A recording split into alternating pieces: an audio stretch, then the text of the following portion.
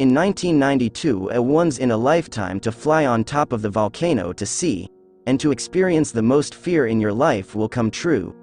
But the three men who's going to this kind of crater is very dangerous, although he's a professional when it comes to this kind of situation, a disaster coming to happen.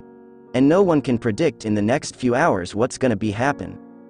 Hi guys, welcome back to my channel. In this video, we will share to you, our story begins, the three men trapped inside the crater of the most active volcano for more than 2 days. But before we continue, please help me to reach 100 subscribers before the end of July. And also leave a comment. As I mentioned, I'll post every single day. So without further ado, let's get started.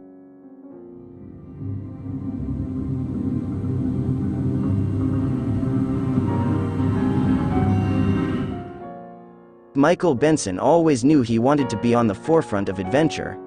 As a young man, he caught the shutter bug and became interested in documenting the world around him, going on to study journalism.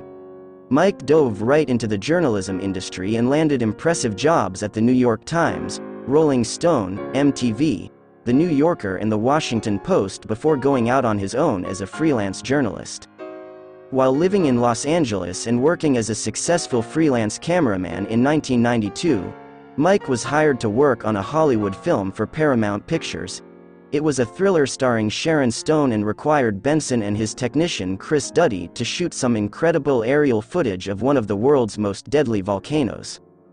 All the film needed before completion was a few final shots inside the legendary Pu'u'o'o crater of Kilauea on the island of Hawaii. The men knew it would be a dangerous mission, but were professionals, and for them, descending into a giant volcano was all in a day's work. However, the problem was that in the past decade prior to 1992, the crater was known to still be active. At 2,290 feet tall, the Pu'u'o'o crater is a volcanic cone in the eastern rift zone of the Kilauea volcano on the Hawaiian Islands. Paramount deemed it safe enough for the veteran cameramen to film from the safety and comfort of a Bell Jet Ranger helicopter. All Benson and Duddy had to get the few last shots in Hawaii to get their payday, but neither man could have ever expected how dangerous getting that aerial footage would be. Still, the veteran cinematographer and technician were confident they could pull it off with pilot Craig Hosking flying the helicopter. On the morning they took flight, Duddy threw a bottle of gin into the violent crater, as custom dictated, to appease the resident Hawaiian goddess, Madame Pele, the resident Hawaiian goddess. As the helicopter's 2 rotor blades hit the wall and went flying off, the men feared they were about to die. Then the durable, military-grade chopper plunged to the ground and broke apart into 3 pieces. Yet by some miraculous intervention, Benson, Duddy, and Hosking all survived. Though their fates seemed grim, the men were determined to get out of Pu'u'o'o alive and see their loved ones again. They started climbing the nearest wall, only to keep falling back to the ground on the loose cinder. Nevertheless, they refused to give up. Eventually, Benson was able to climb to a narrow ledge 75 feet below the crater's rim. His trusty camera technician, Duddy, was able to climb 30 feet higher, while Hosking stayed behind to try and get the chopper radio working to call for help.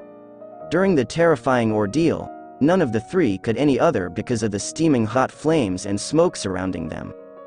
The 3 men were able to protect their lungs for 2 long hours before a team of rescuers located them. They hoped they would be saved after all, but the problem was that Duddy and Benson were in a completely inaccessible and dangerous part of the crater. Sending rescuers in by foot would put the lives of the park rangers at great risk. Thankfully, the helicopter had already spotted Hosking, lifted him to safety, but with darkness soon upon them, Duddy and Benson spend the night clinging ledges inside the volcano, surrounded by complete darkness. To help keep the brave cameramen alive, rescuers would blow a whistle to let them know no one had given up on them yet and encourage them to keep fighting. Soon the heat from the loud, bubbling and fiery red lava below them was replaced with something nearly as terrifying at 2,400 feet above sea level. They became drenched by cold wind and rain that threatened to push them from their ledges. Although they made it through the long and stormy night, by the next morning, they had started to lose hope. Thankfully, The voices had been right, and some of them could have even been the real calls of the rescuers who refused to give up on him. After Benson had gone 2 full days without sleep, food or water, Maui pilot Tom Hauptmann decided to risk his own life in near whiteout conditions to try for a daring rescue. He dangled a 70-foot cable and attached chair over the ledge, and by the 4th try, Benson was able to grab hold. "They lifted me out of there and gave me the ride of my life," Mike Benson later said from a Hilo, Hawaii hospital, where he was treated for inflammation of the lungs and severe laryngitis. "I turned back to Madame Pele and said, 'You didn't beat me, you didn't get me.'" He was overjoyed to learn that despite all odds against them, all 3 men had come out of the nightmare deeply shaken, but alive. I hope you like this video, and also don't forget to give a like button, and don't forget to subscribe. Have a great day, and see you in the next video.